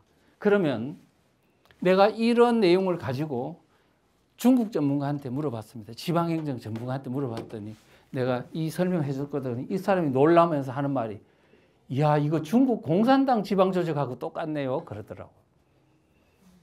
그다음에 북한에 그 왜 김국성이라고 있죠. 그분 이제 그때 뭐 좀 활동하면서 이제 물어봤더니 그분도 그러더라고. 이거는 한국 사람 머리에서 절대로 나올 수 없는 시스템이다.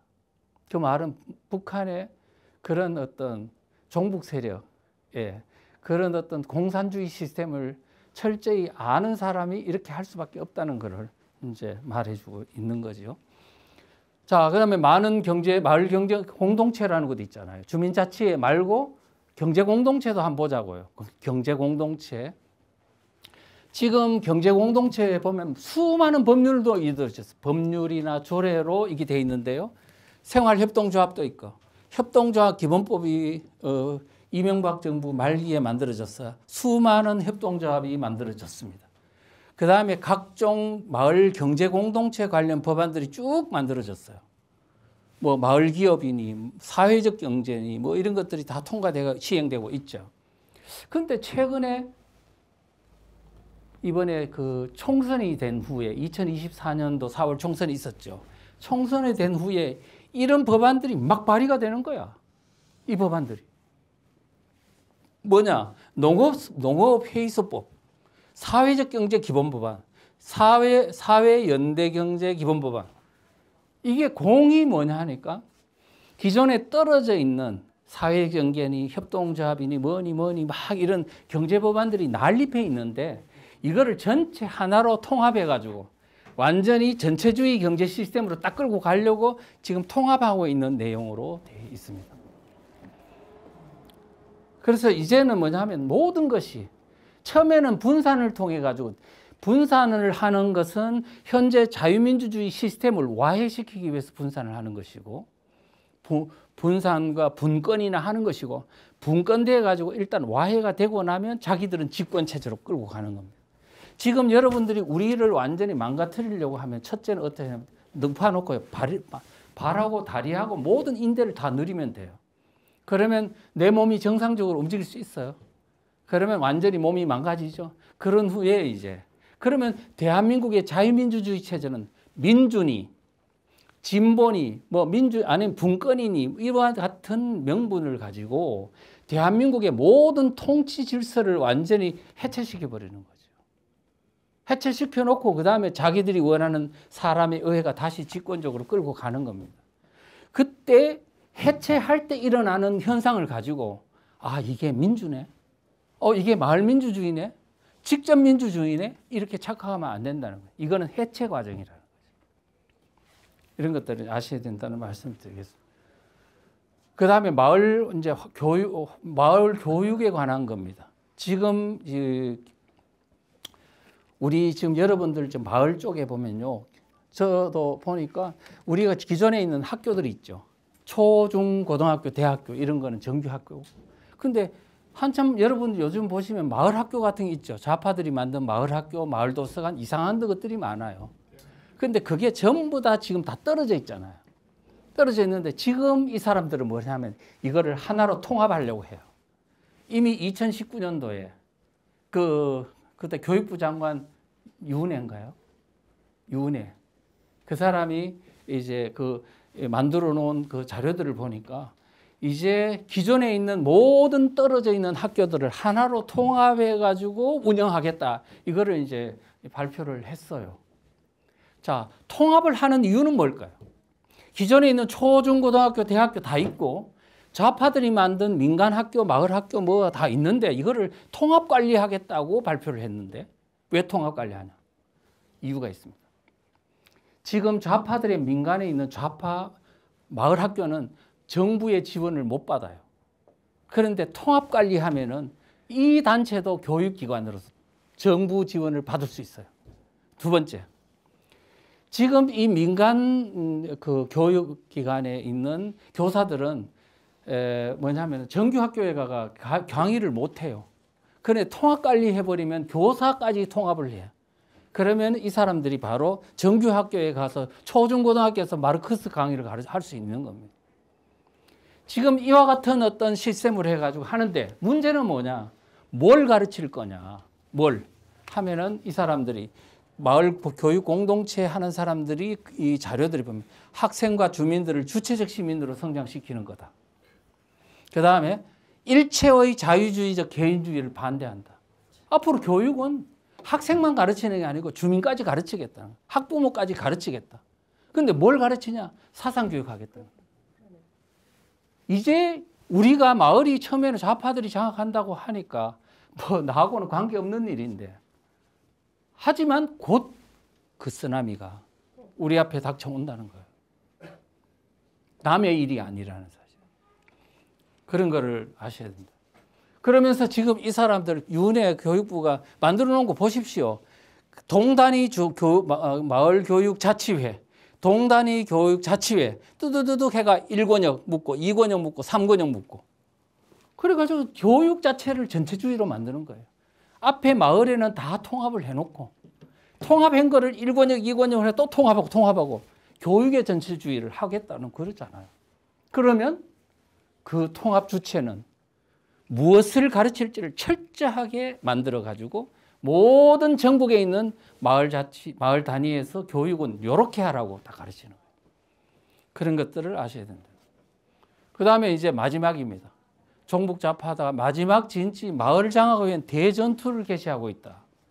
대전투? 지금 여러분들이 보이지 않는데, 여러분들은 지금 준비하지 않는 이 상황에서 지금 무슨 전투가 일어나고 있냐면 마지막 전투가 전개되고 있습니다. 바로 지방선거를 준비하는 종북 세력들의 지금 집요한 이미 선거전이 개시됐습니다. 이 지방의 마을은 말하자면은 우리 전쟁으로 따지면 참호전이고 땅굴전 같은 마지막 전선입니다.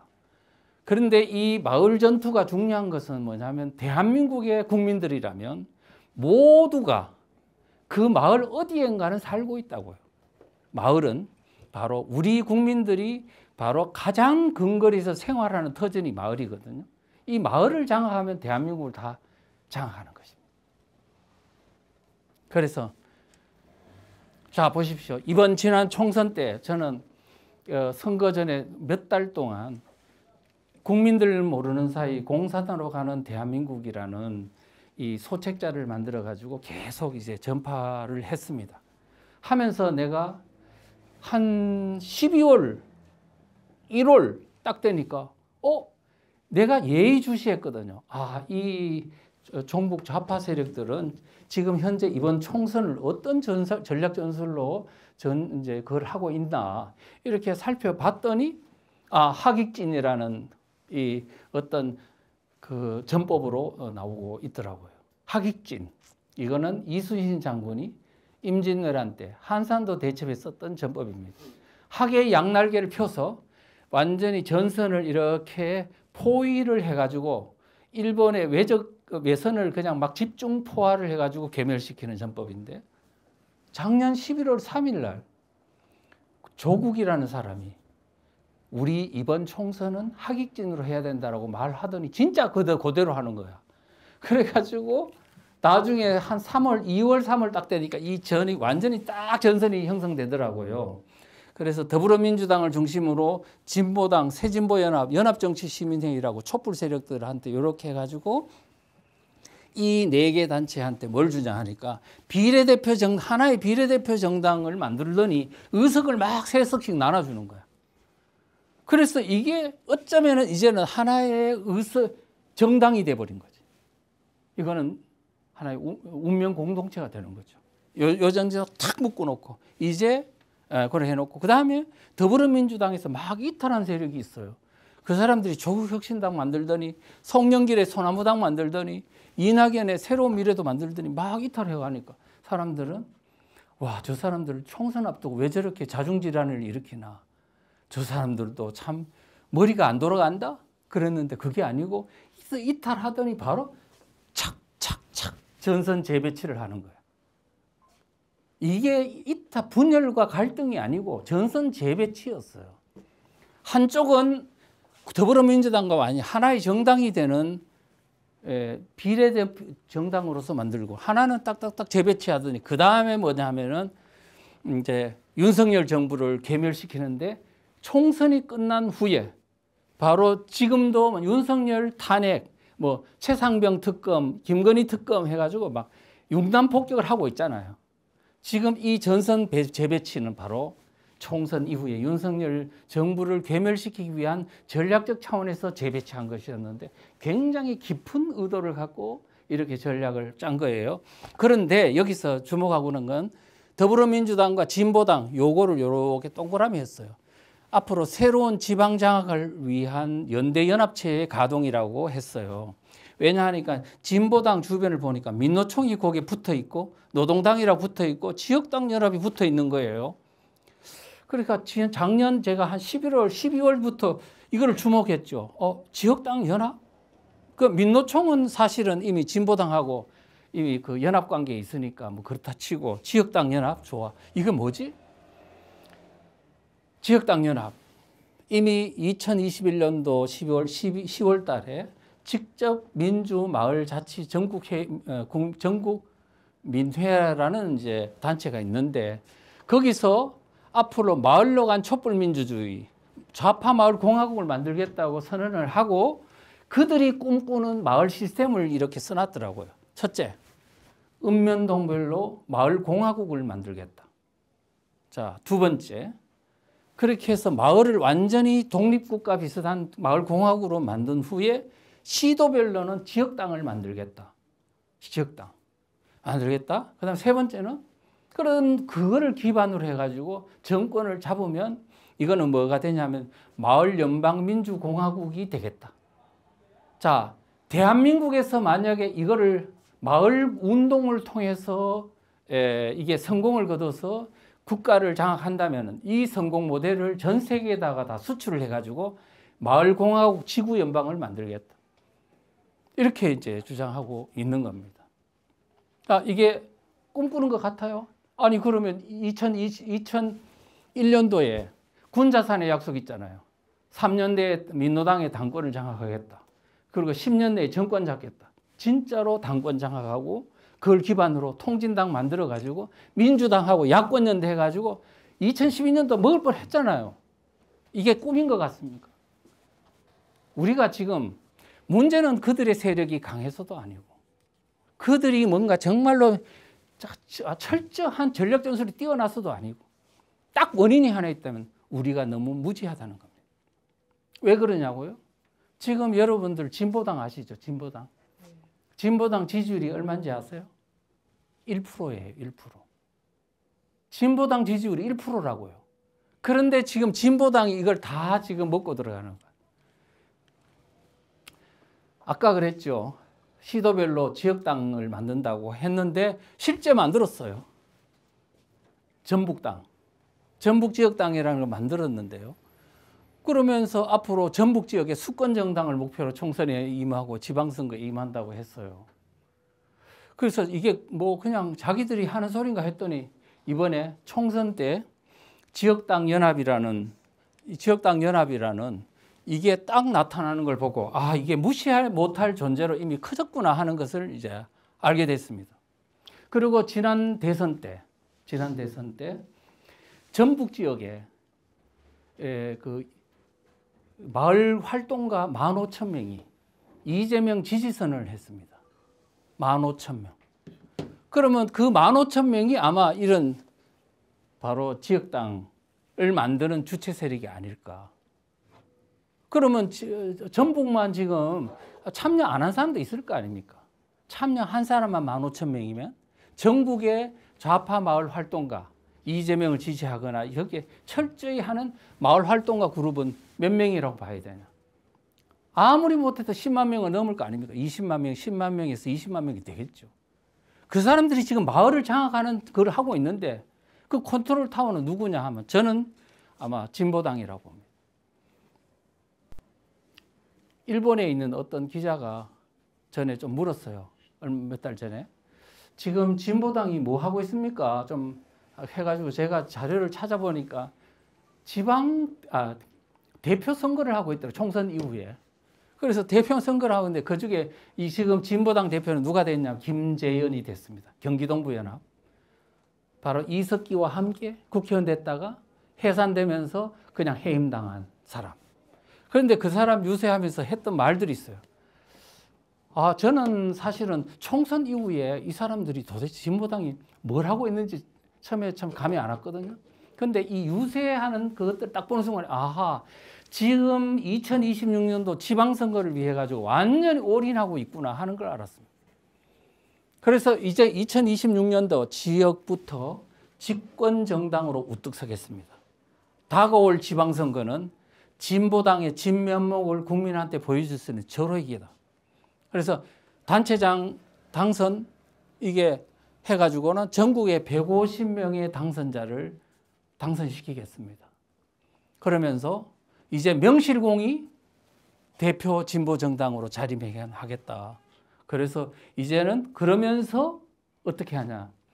그 다음 대선 때는 다른 정당을 견인해서 이제는 집권 정당이 되겠다. 옛날에 통진당이 13명 가지고도 민주당하고 견인해가지고 사실은 공동정부를 구성하려고 했는데 이제 이번에 150명 정도 되면은 이제는 민주당을 끌고 갈 수 있을 것 같다 느낌이 들고요. 그래서 지방선거 승리가 절대적이라고 말을 하고 있습니다. 근데 지금 이제 내가 이 사람을 주목하는 이유는 가만히 보니까 지금 발언 중에 그게 나와요. 앞으로 지방선거를 이기기 위해서 지금 뭘 할 거냐. 자, 보십시오. 모든 당원이 지역 집권의 주역이 되도록 지역위원회 중심으로 당 조직을 재편하겠다. 읍면동별로 이게 당 조직을 완전히 지방선거 시스템으로 딱 다시 재편하겠다는 거예요. 그 다음에 읍면동별로 안에 소그룹별 선거구별 당원협의회를 구성해가지고 주민 밀착형 행사를 할 수 있도록 활동을 할 수 있도록 하겠다. 자, 그래 놓고 지금 요즘 내가 보니까 동네를 다니면서 쓰레기 줍고 있는 진보당 회원들이 많더라고요. 지금 벌써 선거운동을 시작했습니다. 그래서 우리가 지금 현재 이런 것들을 보면 우리가 지금 넉넉히 선거 판세가 어떠니 분석할 때가 아니다. 이 마을로 들어가야 돼. 자, 그러면서 이제는 마지막 기회다. 대세마을 운동 통해 주민각성운동 일으키자. 근데 이 대세운동이란 말이 제가 주장하는 진보보수라는 프레임은 이제는 좌익한테 유리한 프레임이기 때문에 이걸 폐기하자. 그리고 대신 그러면 대한민국 세력과 반대한민국 세력이라는 이 프레임으로 새롭게 재편해서 대한민국에게 유리한 프레임으로 국민들 머릿속에 일단은 넣자. 그러면 대한민국을 긍정하는 세력 안에는 보수로 하든 중도로 하든 진보로 하든 대한민국의 자유민주주의를 긍정하는 사람은 다 하나로 묶으면 바로 이게 국민통합운동이 되는 것이고, 근데 통합으로 끝내는 게 아니고 대한민국적 가치가 무엇인지를 가르치는 교육운동을 겸해서 해야 된다. 이렇게 말씀드릴 수가 있습니다. 그래서 저는 지금 요즘 대세운동중앙회라는 단체를 만들고 있는데 이거는 독립단체라기보다는 지금 대세 반대세와 같은 대세운동회 같은 교육운동을 모든 단체들한테 소프트웨어를 공급하는 그런 업체를 활동을 통해서 우리 모든 우파단체들이 지금 분열을 딛고 이제는 하나의 어떤 전선으로 이렇게 구축해서 해야지만이 이와 같은 것이 되지. 지금 현재 7, 8년 동안 고생은 했지만은 분열된 상태에서 멋대로 했기 때문에 4분 5열 상태에 있었다. 그래서 이제 우리가 교육을 통해서 각 단체 활동을 그대로 다 하시되 적어도 이와 같은 대세 운동에 간 프레임만은 교육을 좀 받고 했으면 좋겠다는 겁니다. 그러면 행동 통일이 가능해진다. 그리고 우리가 교범이나 하면 어떤 전쟁인지 지금, 그 다음에 적은 누구인지, 또 전략 전술은 뭔지 이거를 좀 알고 전선에 임했으면 좋겠다. 논산훈련소 같은 게 꼭 필요하다는 말씀을 드리고요. 그 다음에 이제 지금 우리가 지금 대세운동중앙회가 어떤 활동단체라기보다는 소프트웨어를 공급하는 업체라 보시면 됩니다. 각 단체들이 활동을 하시되 지금 이 운동에 관한 어떤 프레임이나 교육이나 이런 거는 우리가 제공해 줄 수 있다 이거예요. 그런데 마을에 관해서는 그렇습니다. 지금 제가 오늘 했던 이거는 다른 사람이 한 게 아니고 제가 그동안에 강의하면서 연구하면서 다 만드는 게 마을운동 아닙니까? 이 내용 정도면 국민들 깨울 수 있지 않겠습니까 오늘? 자, 그러면 그 내용에 대해서 이런 소책자를 만들어 가지고 우리가 지원하겠다는 거예요. 이거를 그럼 가지고 마을에 내려가서 예를 들면 우리 여기 같으면은 뭐 부정선거 활동을 하시잖아요. 하시면은 겸해서 그냥 한 5%나 10% 정도는 떼어가지고 마을 운동을 하시면 되는데 혼자 하면은 이게 되지를 않아요. 그다음 교육을 뭐 좀 이런 거를 교육을 체계적으로 받고 같이 해야 되기 때문에 이런 어떤 독립된 활동을 하시되 마을 운동이나 이런 거와 관련해서는 우리 좀 거기에 또 그 지역 내에 그 활동을 할 다양한 다른 단체들과 연합해가지고 같이 하면 훨씬 더 효과적으로 대응할 수 있지 않을까 해서 이제 그런 하는 거니까 이런 어떤 전단지나 그 다음에 동영상도 이렇게 알려주고 소책자도 배포해주고 거리에서 피켓이나 이런 것도 할 수 있는 시나리오도 제공해주고 소모임을 통해서 이런 것들을 가지고 주민들한테 알려주는 역할도 같이 하신다면은 기존에 있는 활동과 함께 훨씬 더 시너지 효과가 나지 않을까 그렇게 생각을 합니다.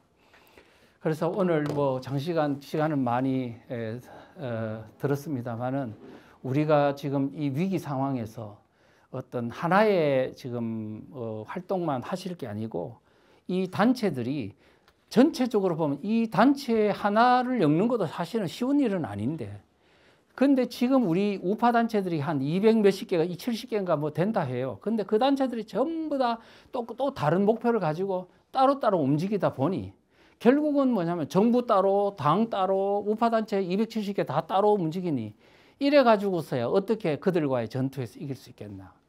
그래서 우리가 깊이 한번 현상을 생각하시고 또 저의 이제 이 주장에 동의하시면은 앞으로 우리 이런 활동에도 관심을 기울이고 동참해 주시면 전혀 손해가 나지 않는다라는 말씀을 드리면서 오늘 강의 들어주신 데 대해서 너무 깊은 감사를 드리겠습니다. 고맙습니다.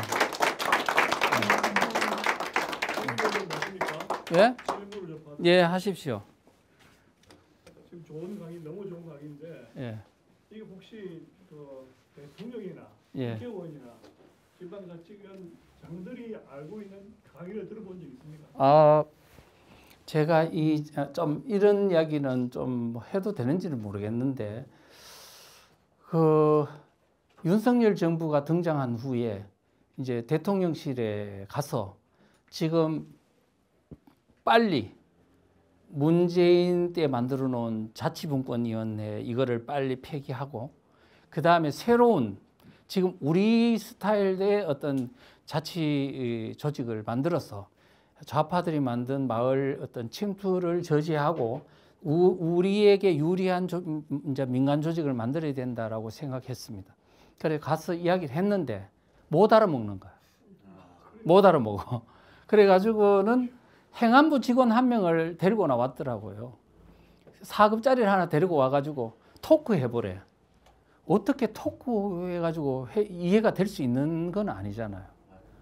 그래서 내가 그러면은 이래서는 안 된다. 그런데 그래서 각 그 부처 단위별로 한두 명씩 대표자들을 모아주면 내가 이 한 장시간에 걸쳐가지고 이 실상을 하나씩 설명해 주겠다 했는데 그러겠다 해놓고는 그냥 뭐 여러 가지 어떤 일정이 바쁜 탓인지 그냥 유야무야 넘어갔습니다. 국회의원들은 어떻게? 그다음에 국회의원들도 사실은 이제 어떤 간부 한 사람, 국회의원 간부 한 사람을 만나가지고 지금 이 사태를 이야기하니까 심각성을 좀 느끼는 것 같더라고. 그런데 당내에도 전혀 전문가가 없다 보니까 정부보다 더 못하죠.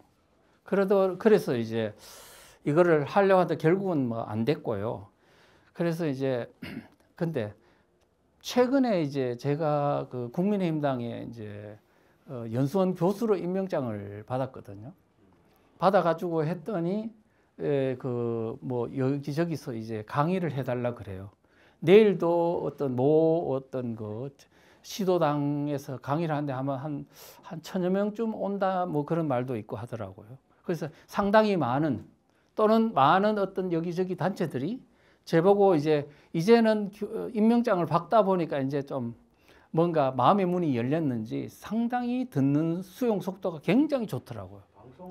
그래서 그래서 이제 제가 이 주민자치 지금 이 마을 위험한 것을 이제 점점점 지금은 당장 할 수 있는 상황이 아닙니다. 왜냐하면 전체적인 이해도 안 돼 있는데 마을 이야기를 하면 아직은 좀 소화가 안 되기 때문에 기회를 봐서 제가 그 문제를 이야기할 그런 생각입니다. 그래서 그런데 윤석열 정부가 등장한 후에 제일 그 마을에 있는 좌파 세력을 견제하는데 제일 잘한 데가 어디냐?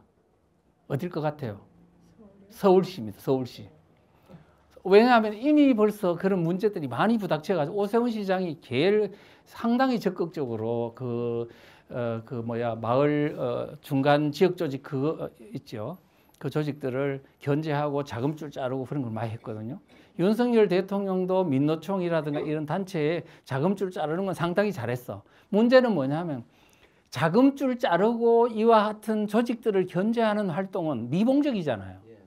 그러니까 본질적인 문제 아까 있잖아요. 그 본질적인 문제가 이해가 돼야 어떻게 해가 그들을 급소를 찌를지가 알지. 그런 일부 미봉책으로는 안 되는데 이제 그런 분들이 그러니까 그게 결국 뭐냐면 대통령실의 문제만도 아니고 당의 문제만도 아니고 우리 우파 단체들조차도 지금 여기에 대해서 전부 다 자기 관심사만 하지.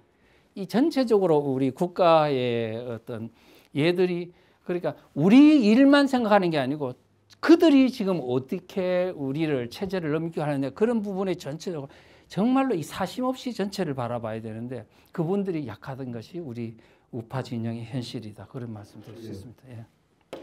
너무나 감사드립니다. 전 농협지점장 이병호 목사라고 합니다. 강사님께서 선생님께서 방학을 하셨는데 우리 농협 RPC 공장에 통합이 됐다는 것을 굉장히 안타깝게 생각합니다. 지금 말씀 주시는 것은 주민자치위원회 옛날 방식이 좋고 주민자치회 지금 하는 방식이 나쁘다는 이런 말씀이죠. 아니요. 길어지니까요. 기본적으로. 예. 그런데 지금 결론은 좋습니다. 아까 그렇게 대통합. 그런데 현재 각 구청별로 주민자치회를 해가니 우파들이 주민자치위원으로 참여해서 그것을 깨우시든지 우리 쪽으로 유리한 쪽으로 이렇게 해야지 하지 말라면은 좌파들 중심으로 주민자치회가 되어갈 것이고요. 그리고 제일 처음에 말씀하신 거에 기농기촌 등을 말씀하셨는데 그거는 궁극적으로 지방 소멸되어 가니까 농촌 인구 유입 방편이었고 그것도 농협에서도 적극 협조해서 농협의 핵심 과제이기도 했습니다.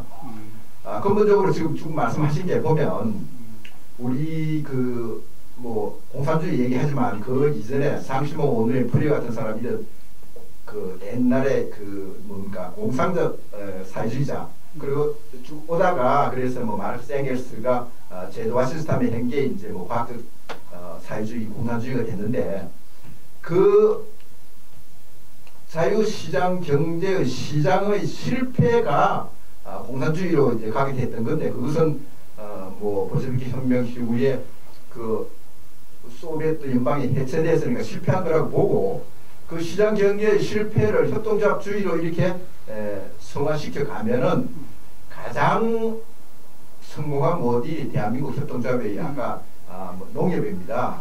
농협 아까 말씀을 주셨는데 지금 주민자치나 지방분권이나 지역균형 이렇게 수도권 비수도권 동반성장 이런 문제를 우리 교수님은 좌파들의 그거라고 말씀을 하시는데 그렇지는 않습니다. 그렇죠. 그거 아니에요. 그거는 제가 거기에 대해 부연 설명을 좀 해드리면은 그러니까 우리가 주민 자치회를 하게 되는 것은 그런 맥락 주민자치, 지방분권, 지역균형 발전, 동반성장 이런 거와 지금 국회의원 등을 선출하는 대의민주제의 문제점이 있죠. 대표자의 선정이 그러니까 양당 정치에서 딱 선정이 되니까 이렇게 대표성이 적고 또 이렇게 상식적 국회의원들이 상식적 사고가 아니다 보니까 딱 편향적으로 하다 보니까 그런 문제점이 있으니 아까 말씀하신 직접 민주주의 형태의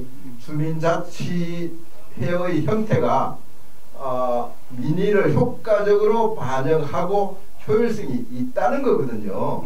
그러니까 주민자치회에 우리 우파들이 많이 참여해서 우리 쪽을 유리하게 만들어가면 되는 것이지, 그거를 이것은 좌파 조직이다 이렇게 해서 치부해버리면은 진다 이 말씀입니다. 예, 제가 알겠습니다. 예, 거기에 대해서 말씀 좀 드리겠습니다.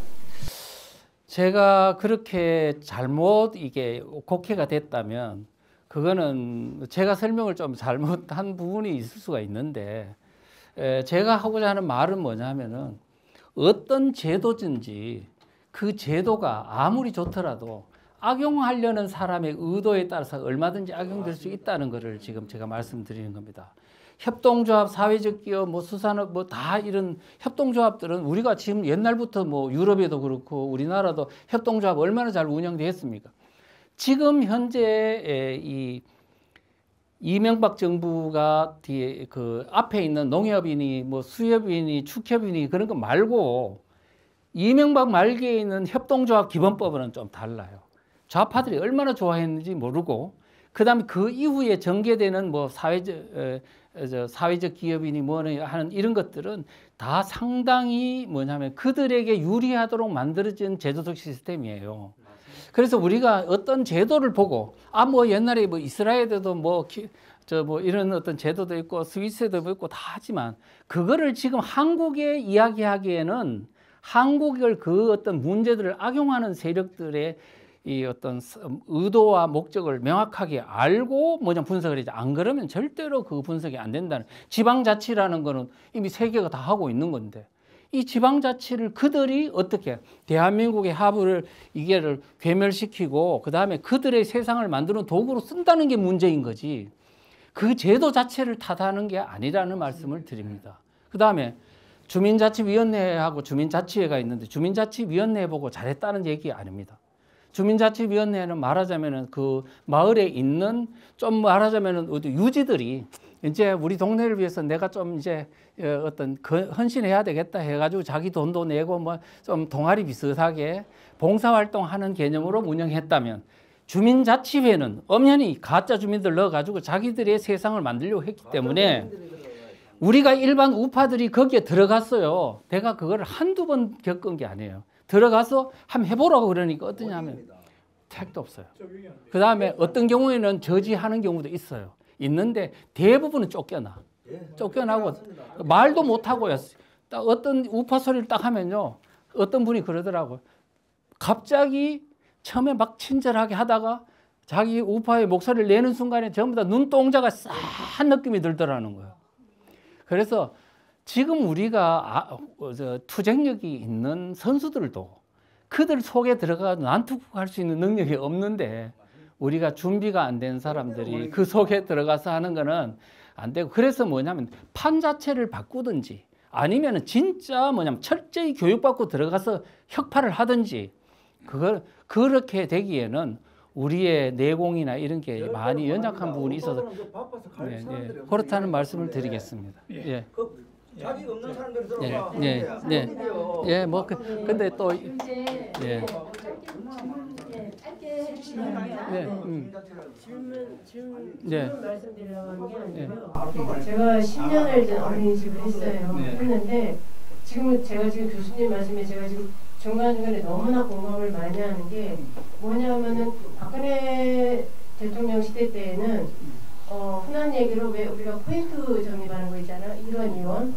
그런 것 가지고는 안 따졌거든요. 근데 제가 지금 이게 주민자치 뭐 이렇게 하면서 지방복권 얘기하시면서 지방자치 얘기하시면서 듣다 보니까 문재인 정권 들어서서 그 문재인 정부 시대에 그 시청에서 들어오는 그 압력이라는 거는 실로 진짜 상상하지 못했어요. 예, 상상을 못해요. 제가 그래서 제가 어린이집을 그만뒀거든요. 그 다음에 또 한 가지는 뭐냐면은 전에는 네이버나 이런 데서 박근혜 대통령 시대 때는 제 이름을 검색을 해도 제 이름이 안 나왔어요. 근데 문제는 뭐냐? 문재인 정권 딱 들어서니까 제 이름을 네이버에서 검색을 하잖아요. 그러면은 어느 어린이집이고 위치가 어디고 다 나오더라고요. 그렇죠, 나오죠. 예, 이게 문제인 거예요. 예, 알겠습니다. 제가 지금 너무나 지금 공감을 많이 합니다. 예. 그리고 성쌤에 대해서 아까 이제 내가 했던 말 중에 좀 한마디만 딱 한 1분에 져서 말씀을 좀 드릴게요. 농업회의소법이라는 게 이번에 통과되려고 올려봤다가 아마 저지된 것 같아요. 근데 농업회의소법을 내가 도대체 이게 무슨 법인지를 봤더니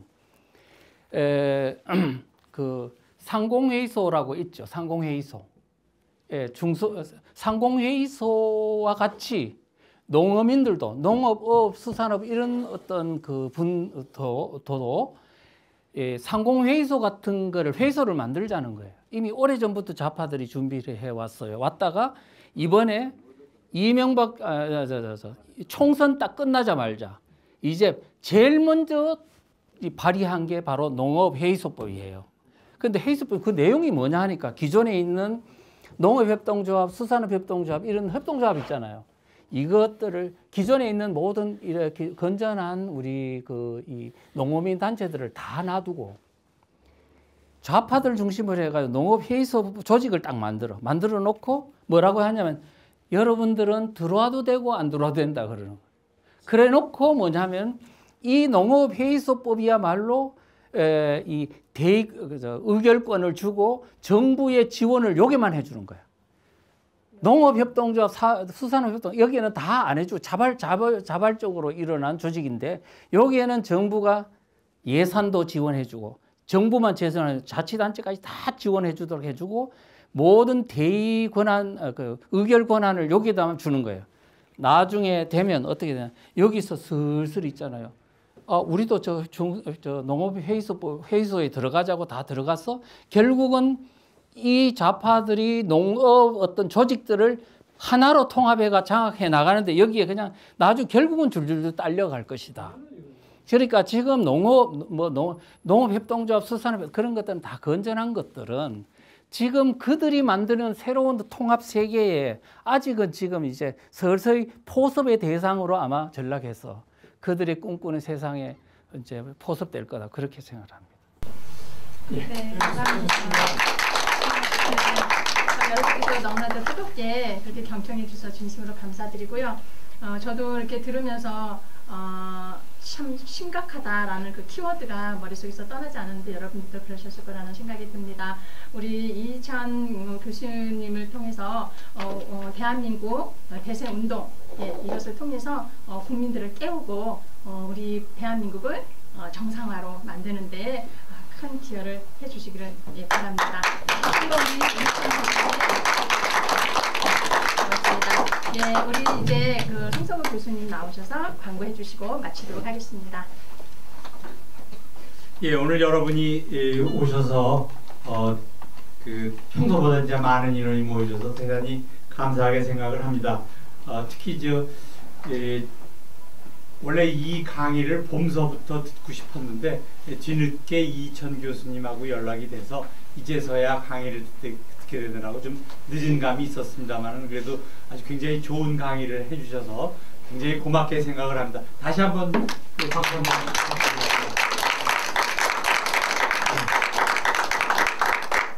다음번 그 용산 포럼은 12월 6일 금요일 날 역시 5시에 이 자리에서 하도록 하겠습니다. 다음번에는 전 통일연구원장이신 손기웅 원장께서 국가성장과 평화 통일을 위한 국가전략, 그래서 부제로 그린 데탕트와 DMZ UN 평화대학교에 대해서 특강을 하고 토론을 하는 그런 자리를 갖도록 하겠습니다. 오늘 늦게까지 참석해 주셔서 대단히 감사합니다.